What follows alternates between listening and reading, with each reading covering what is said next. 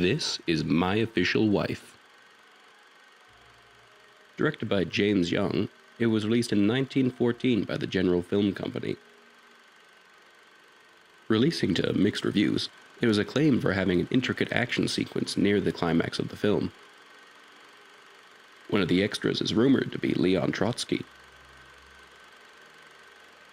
These 45 seconds are all that remains of a film that once comprised 5 reels. My Official Wife is one of thousands of films that has been lost to time. The estimates are 75 to 85%, I think. I've heard as high as 90. That's 9, say only 75, which is horrific enough. 75% of the films made in the silent period that goes all the way, to 1931, 32, depending on how you're counting, are gone. A study conducted by the Library of Congress states that 70% of films made between 1912 and 1929 are completely lost.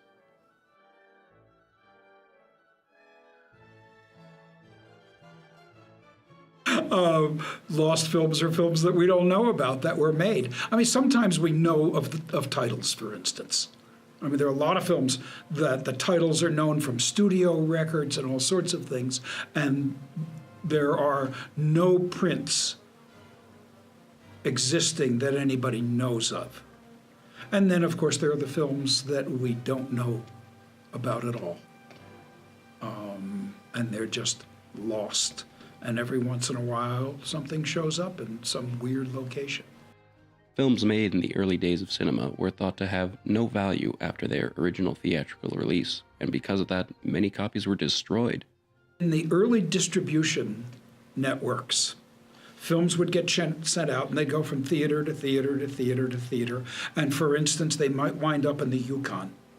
And the instructions for the last theater on the circuit was generally destroy the film. And in the Yukon, a lot of films wound up in the Yukon River and will never be found. And we don't know what they are. We just know that they were dumped there. And some wound up in an old swimming pool that was then covered up. And that was the lucky one, because the swimming pool was excavated. Some films from this era were kept in studio warehouses. Unfortunately, these warehouses were prone to fires which would often destroy all the remaining copies inside, such as the 1965 MGM Vault Fire or the 1937 Fox Vault Fire.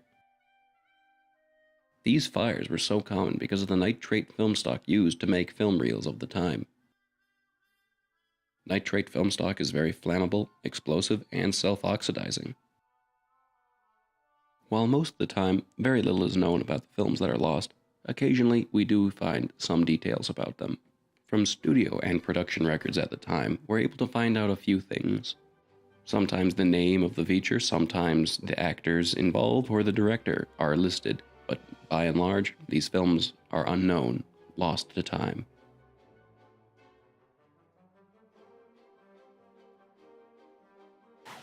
Well, in New Zealand, about 7-8 years ago, I think now, a whole cache of American titles were found.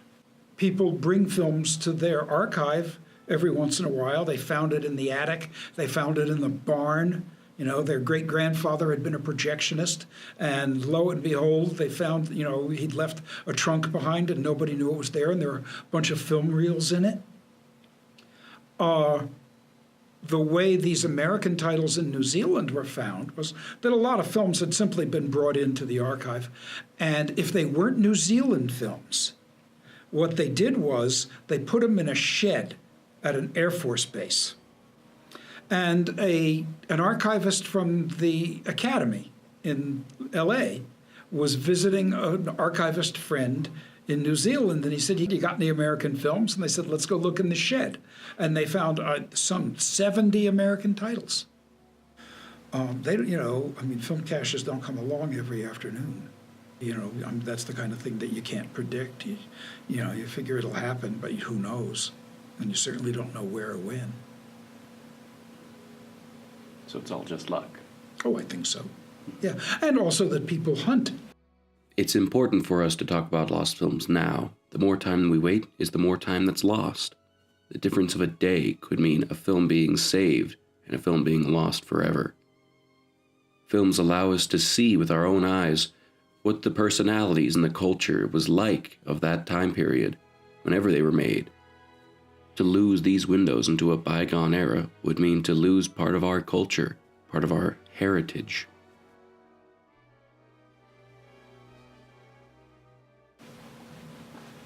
What are some lost films that you would most like to be rediscovered?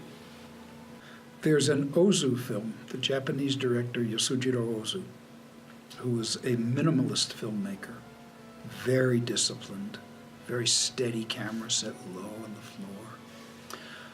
And it is believed that he once did a dissolve, but the film's been lost. And I'd love to see Ozu do a dissolve.